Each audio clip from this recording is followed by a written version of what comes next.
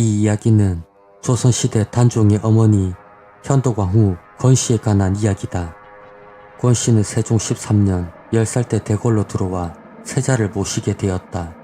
이때 희빈 김씨가 세자빈이었으나 희빈 김씨는 요상한 주술을 신봉하여 이해할 수 없는 기행을 저지르다 2년 만에 배출되었다. 그리하여 현덕왕후 권씨가 세자빈의 자리에 오르게 되었다. 세자빈이 된 권씨는 병의 공주를 낳았고 세종 23년 아들을 낳았다. 그 아들이 바로 단종이었다. 하지만 권씨는 단종을 낳은 후 3일 만에 상고로 24세 나이로 세상을 떠나게 되었다.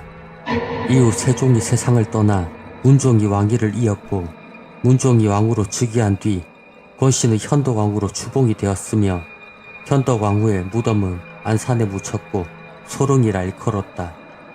이후 문종이 세상을 떠나자 어린 나이에 단종이 왕위에 올랐다. 그러나 단종이 숙부인 수양대군에게 왕위를 빼앗겼다. 그리고 그는 조선의 7대 왕인 세조가 되었다. 이에 격분한 성산문과 여러 이들이 들고 일어나 정권을 바로잡으려다 결국 죽음을 맞이하였다. 세조는 이에 현덕왕후의 동생이 권자신과 그 어머니도 관련이 있다 하여 죽이라 명하였고 이미 죽은 지 오래된 현덕왕후의 아버지는 그 지위를 서인으로 만들었다. 그 다음에 어느 날 세조는 갑자기 몰려오는 졸음을 참지 못하여 잠시 졸았고 꿈에는 현덕왕후가 나와 세조를 노려보고 있었다. 세조는 심한 가위에 눌리다 꿈에서 깨어났고 온몸은 식은땀으로 젖어 있었다. 참으로 고향 꿈이구나. 세조는 꿈에 나온 현덕왕후에게 보복할 생각으로 왕후의 능을 없애고자 하였다. 그날 밤부터 현덕왕후가 묻혀있는 소릉에서는 여인의 곡소리가 구슬프게 들려왔다. 사람들은 등골이 서늘하여 서로 모여 속닥였고 여인의 곡소리는 더욱 크게 들렸다. 내 집을 허무려고 하니 장차 누구를 의지한단 말이냐. 이렇게 푸념하며 흐느껴오는 곡성은 밤이 새도록 들려왔다. 며칠 되지 않아 세조가 보낸 무리들이 현덕왕후의 소릉을 파헤치기 시작하였다. 능을 파헤치고 간을 끌어내려 하니 꿈쩍도 하지 않았다. 아니, 이렇게 무거울 수가 있는가? 예산 일이 아닐세. 움직이지 않는 관을 두고 무리들은 공론 끝에 정중히 죄를 지냈고 다시 관을 끌어내니 이번에는 순순히 나왔다. 하지만 관을 사나흘이나 아무렇게나 버려두었다가 물가로 옮겨가 아무렇게나 흙을 덮어버렸다. 그리고 파헤쳐진 능의 나무나 석재를 범하는 자가 있으면 아무리 화창한 날이라도 천둥이 치며 갑자기 폭우가 쏟아지곤 하였다. 사람만이 아니라 소나 말이 능 주변에 들어가 석재를 밟아도 천둥이 울리고 비가 쏟아졌다. 망자라도 얼마나 원통하겠는가. 그러니 이런 개변이 있을 수밖에. 통곡을 해도 시원치 않을 노릇이지. 사람들은 서로 이렇게 경계하며 능 가까이에는 가지 않았다.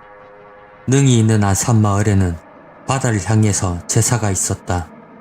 이 제사를 지키는 중은 어느 날 밤 문득 눈을 뜨고 귀를 기울였다. 바다 쪽에서 여인의 흐느껴 우는 소리가 들려왔다. 알 수 없는 노릇이다. 이 밤중에 누가 저렇게 흐느껴 우는 것인가. 더구나 바다 쪽에서 들리니 더욱 이상한 노릇이구나. 여인의 통곡 소리는 점점 가까워졌다. 드디어는 바다에까지 이르러서 멈춰졌다. 중은 날이 밝자 바닷가로 뛰어나가 보았다. 이게 무슨 일인가? 그곳에는 관이 있었다. 아무렇게나 물가에 묻은 현덕왕후의 관이 물에 씻겨 드러나 떠내려온 것이었다. 이런 기괴한 일이 있는가? 중은 황망히 물가에 있는 풀을 베어 관을 덮었다. 그것만으로는 부족하여 물기 젖은 흙을 덮고 또 풀을 더 얹었다. 몇 년이 지나지 않아 이 근처에는 풀이 무성해져 어디에 관이 있는지 알 수 없게 되었고 다만 봉긋하게 좀 높은 곳이 관이 있는 곳이라 짐작할 따름이었다. 세조는 조카인 단종의 왕위를 빼앗았을 뿐만 아니라 결국에는 죽이기에 이르렀다. 이보다 앞서 세조의 꿈에 현덕왕후가 나타났다. 내 이놈! 이놈의 죄를 알겠느냐? 세조는 형수의 꾸지람에 벌벌 떨 따름이었다. 죄 없는 내 자식을 죽이려고 하니 나는 이놈의 자식을 죽이겠다. 세조는 놀라 잠이 깼다. 그러자 한 궁녀가 급히 뛰어와 아뢰었다. 동군께서 갑자기 돌아가셨습니다. 세조의 아들인 동구는 세조 2년 9월에 죽었다. 세조는 갑작스런 비보에 넋을 잃고 망연히 앉아있기만 하였다. 이런 일이 있고 10여 년 후인 성종 2년, 조선의 무신인 남효호는 현덕왕후에 소릉을 다시 가다듬고 능호를 올리자고 주장하였다.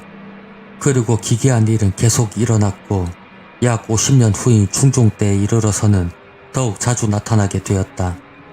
중종 8년 2월에 크게 천둥이 있었고 종묘의 소나무가 흔들렸다. 중종 후 3월에 친히 종묘의 제를 지내고 신하에게 물었다. 이런 개변이 왜 일어난다고 보느냐?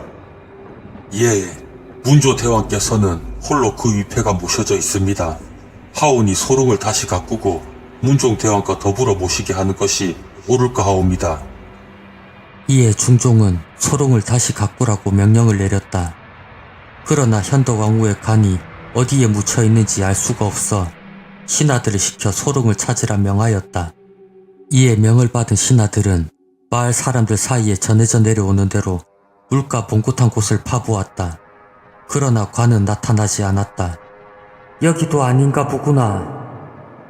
이를 돌보던 관관은 낙심하여 어쩔 줄 몰라 하였다. 이날 잠시 잠이 들었던 관관은 기이한 꿈을 꾸게 되었다. 이리 오너라. 범상치 않은 한 여인의 목소리에 관관은 고개를 들었다. 저를 부르셨습니까? 그 여인의 양쪽에 궁녀를 거느리고 있었다. 관관은 놀래 땀을 흘리며 엎드렸다. 너희들이 수고가 많구나. 낮에 있던 곳을 조금 더 파괴되면 관을 찾을 수 있을 것이네. 예, 명하신 대로 하겠습니다. 감관은 어쩔 줄 몰라 하다가 꿈에서 깨어났다. 이보시게 낮에 파던 곳을 다시 한 번 더 파봅세. 감관은 새로운 힘을 얻은 듯 인부를 독려하여 몇 자를 더 파괴하니 현덕왕후의 관이 나타났다.